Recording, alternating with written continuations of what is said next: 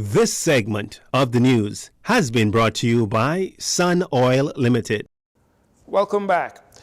Government officials, members of the official opposition, dignitaries, and friends paying their last respects to the family of the late Vernon J Simonette, who was lying in state in the foyer of the House of Assembly today.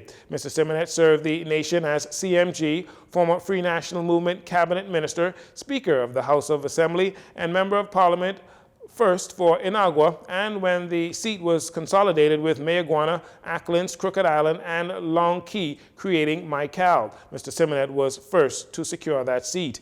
Leading the list of dignitaries were Governor General Sir Cornelius Smith, Prime Minister Philip Davis, and former Prime Ministers Hubert Alexander Ingram and Perry Christie. Prime Minister Davis spoke to the legacy of the man he says Mr. Simonette was. That each of us, despite the side we're on, are still looking out and wish the best, have a vision for the country. And that vision, at the end of the day, is to uplift our people and to do what's best for our country. We may take different routes to get there and acknowledge those different routes, but at the same time, we don't need to denigrate one another because we take a different route. We must always respect, and he always respected the fact that others, though on a different side, they also had the country best at heart. He always carried that with him. He demonstrated that when he was a Speaker of the House by allowing the majority to have their way, but allowing the minority to have their say. Former Prime Ministers Ingram and Christie paying respects to Mr. Simonette, a man Mr. Ingram described as special. He was a special human being. He always had a kind word to say, and always try to cheer you up if you were down or make you laugh. You would have seen him as an amateur photographer at every possible function, and so he shall be missed. But he served, and he served well. We shall miss him.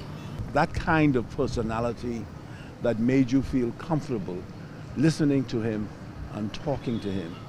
And he obviously, representing a category of person in public life, will be missed, and his time on this earth will be remembered because of the impact he had using this wonderful personality, all-embracing, all-encompassing. May he rest in peace. Other parliamentarians and leaders from the Christian community were among those paying their respects as well. Mr. Simonette died on Tuesday, July 7th, at the age of 84. A state-recognized funeral will be held on Friday, July 29th, beginning at 11 a.m. at Zion Baptist Church, East and Shirley Street. Interment will be held on Saturday, August 6th, in Great Inagua.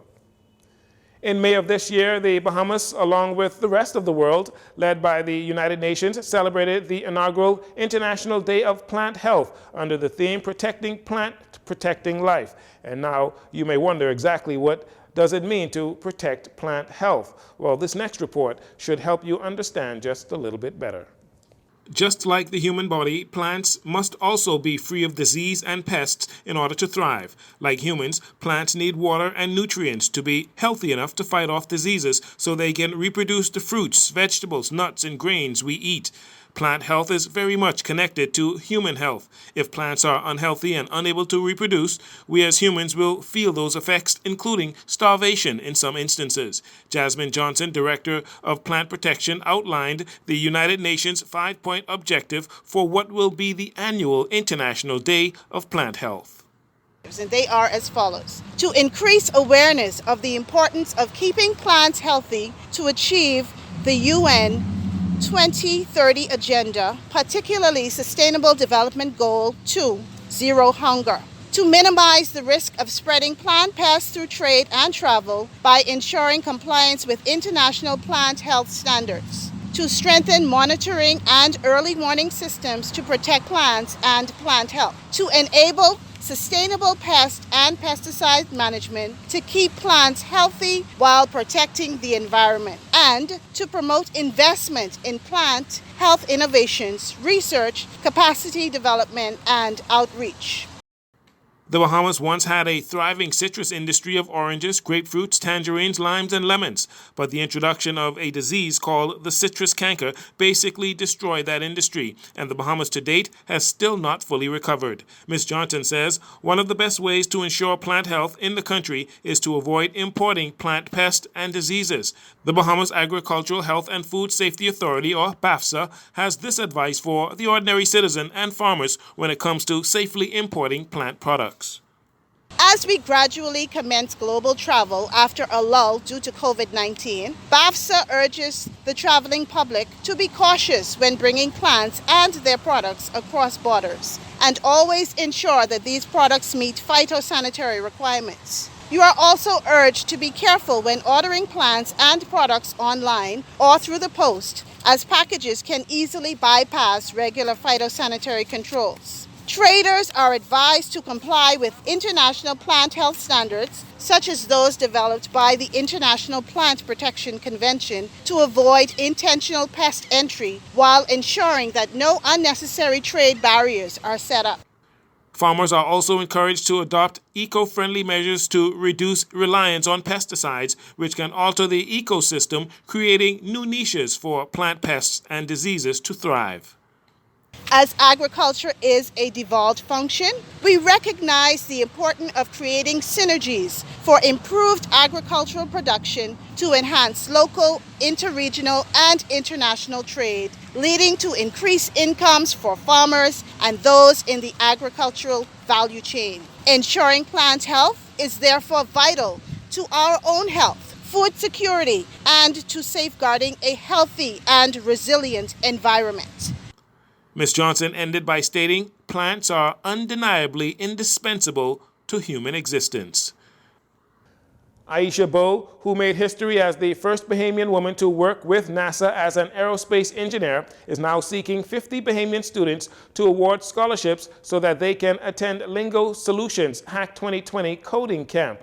Bowe launched the camp in 2015 at St. Andrew's School, but was unable to continue for the past 2 years as a result of the pandemic. She spent that time speaking across the United States and Europe about the importance of preparing youth for tech careers. She has been recognized as one of 3 outstanding women in science, technology, engineering, and math, or STEM, making a difference in the world. Now she is headed back home to the Bahamas from August 2nd to the 6th to work with students in grades 9 to 12 to provide them with hands-on experience in Lingo Solutions Hack Bahamas 2022 at the summer camp.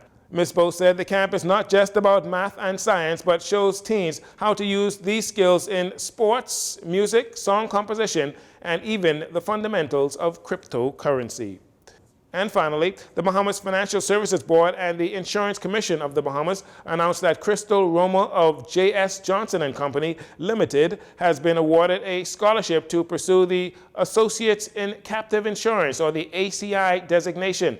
The designation is offered by the International Center for Captive Insurance Education, which is the first and only comprehensive captive insurance education program in North America.